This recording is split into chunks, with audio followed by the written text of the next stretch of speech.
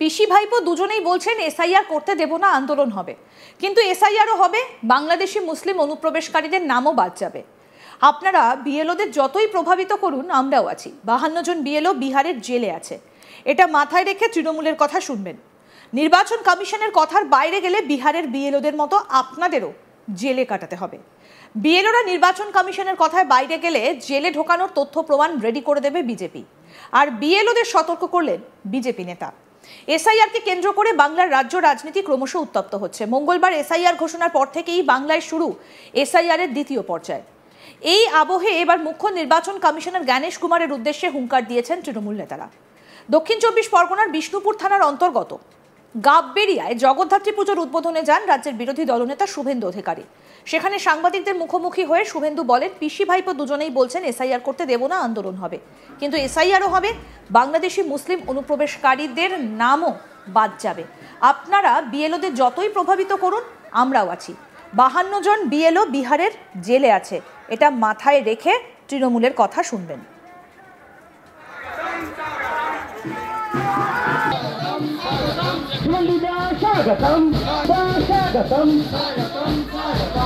একই সঙ্গে তিনি বলেন, বিজেপির কথাও শুনবেন না, নির্বাচন কমিশনের কথা শুনুন। নির্বাচন কমিশনের কথার বাইরে গেলে বিহারের বিএলওদের মতো আপনাদেরও জেলে কাটাতে হবে। আর জেলে যাওয়ার জন্য সমস্ত ডকুমেন্ট আমরা জোগাড় করে দেব। বিএলওরা কোনো পার্টি দাদার কথা শুনবেন না। কি বলেছেন বিরোধী দলনেতা শুভেন্দু অধিকারী, শুনবো। বলছিল না কদিন আগে, এসআইআর করতে দেব না, ঘেরাও हो जाएगा, আন্দোলন हो जाएगा। পিসি এবং ভাইপো দুটোই বলছে, বড়টা ছোটটা দুটো একসঙ্গে। এসআইআর হবে, বাংলাদেশি মুসলিম অনুপ্রবেশকারীর নামও বাদ যাবে। আপনারা বিএলওদের যত প্রভাবিত করুন, আমরাও আছি। 52 জন বিএলও বিহারের জেলে আছে, এটা মাথায় রেখে তৃণমূলের কথা শুনবেন, বিজেপির কথা শুনবেন না। শুনুন ইলেকশন কমিশনের কথা। ইলেকশন কমিশনের কথার বাইরে গেলে বিহারে 52 জন বিএলও এখনো জামিন পায়নি।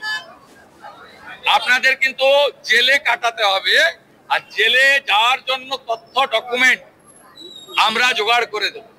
আজকেও আমি পোস্ট করেছি, দেখবেন ফলতাতে তৃণমূলের পঞ্চায়েত মেম্বার দিব্যেন্দু সর্দারকে বিএলও করেছে। এই জেলাতে ভর্তি একেবারে আলাউদ্দিনের নাম কাটতে বাধ্য হয়েছে।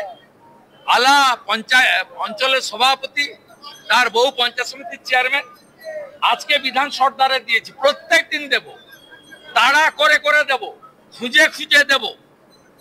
শুধু বিজেপি কার্যকর্তা নাই, জনগণ জেগে গেছে। তারা বিরোধী দলনেতাকে ভরসা করে প্রত্যেক দিন রাজ্য থেকে 50টা জায়গা থেকে পাচ্ছি।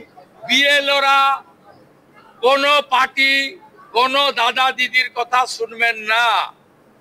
শুনতে যদি হয় ইলেকশন কমিশনের কথা শুনবেন, নইলে আপনাদের পরিণতিও বিহারের বিএলওদের মতো হবে। আপনি ভাবছেন বিহারের পুলিশ নীতিশ কুমারের হাতে ছিল তাই জেলে গেছি। এখানের পুলিশ বাধ্য হবে আপনার বিরুদ্ধে ব্যবস্থা নিতে। আর পুলিশ যদি বাধ্য না হয়, একটি সর্বভারতীয় রাজনৈতিক দল হিসেবে আমরা যেখানে গেলে আপনি জেলে যান সে ব্যবস্থা। পুরনীয় দুর্নীতিতে আজকে রেড হচ্ছে, যে ভাষায় আক্রমণ করলেন একজন জনপ্রতিনিধি, তিনি এভাবে করতে পারেন? বুঝেছে, যন্ত্রণায় আছে, রাতে ঘুমাতে পারছে না, ক্ষমতা হারানোর ভয়ে আছে। পিসি বাটি নিয়ে বসবে কালীঘাটে, আর ভাইপো জেলে যাবে, সেই আতঙ্কে যন্ত্রণাতে এসব কথা বলছে। শুভেন্দু আরো বলেন, ভোটার লিস্টে মৃত ভোটার, ভুয়ো ভোটার, বাংলাদেশি ভোটার থাকবে না। এখানে ইভিএমে সেলোটেপ মারা থাকে, যা অত্যন্ত লজ্জার। কি বলছেন শুভেন্দু অধিকারী, শুনবো। এই জেলার আদি বাসিন্দা যারা হিন্দুরা, তারা এই জেলাতে জলের দামে জমি বিক্রি করে ক্যানিং, বাসন্তী, গোসাবা, কুলতলি, তারা চলে যাচ্ছে, পালিয়ে যাচ্ছে শহরের দিকে। আপনি যান কামালগাজী থেকে এগোতে এগোতে যান কলকাতার দিকে, বা চোখা হরিদেবপুরের ভিতরে যান, যত ফ্ল্যাট বাড়ি হচ্ছে সব জমি জমা বিক্রি করে দিয়ে চলে আসছে। হিন্দু পলায়ন হচ্ছে। সাহস সঞ্চয় করুন, ঐক্যবদ্ধ হন। আমরা অন্য ধর্মের প্রতি কখনো খারাপ আচরণ করি না। আমি সব জায়গায় হিন্দুদের ঐক্যবদ্ধ হতে বলি। আমার অভিযোগ প্রশাসন, সরকার, পুলিশের বিরুদ্ধে। তাদের কেন এক চোখ বন্ধ? তারা কেন দু চোখ খোলা রাখবে না? তারা কেন সংবিধান, আইনের শাসন, ধর্ম পালনের অধিকার আমাদেরকে দেবে না? এটাই আমার বক্তব্য। আমরা স্বামীজির শিষ্য। স্বামী বিবেকানন্দ বলেছেন, নিজ ধর্মে